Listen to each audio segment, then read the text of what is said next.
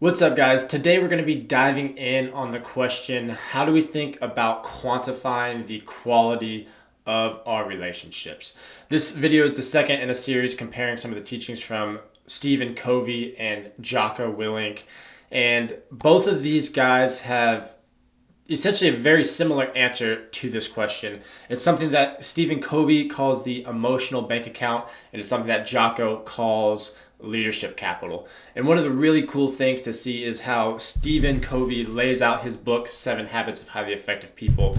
The book kind of walks you through what he calls the maturity continuum, which is where you start as a dependent person, you progress toward being independent, and then you progress toward being interdependent, where you're working with others. And this idea of the emotional bank account is what he uses to lay the foundation from moving from being dependent to interdependent.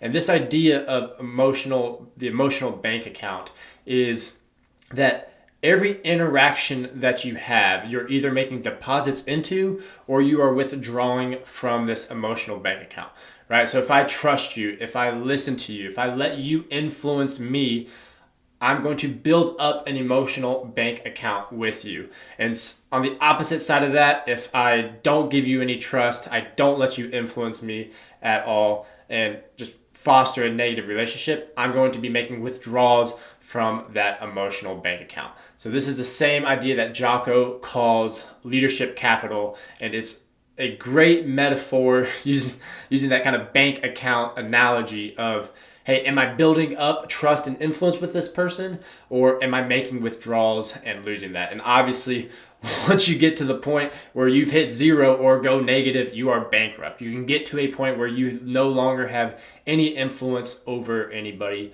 and that's obviously a problem.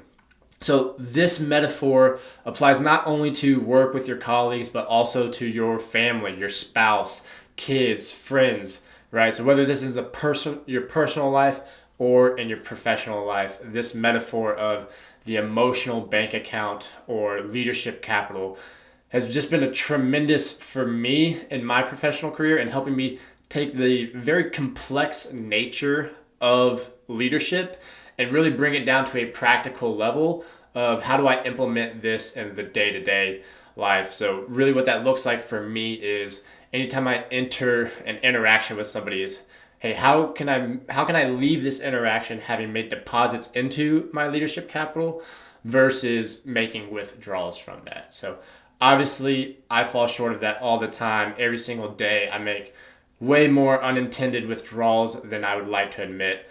But like I said, this framework has been extremely helpful for me in taking the complex nature of leadership and just making it practical day to day. So I hope this framework helps you guys as much as it's helped me. And with that, I'll end this video and I will see you guys again next week. Thanks.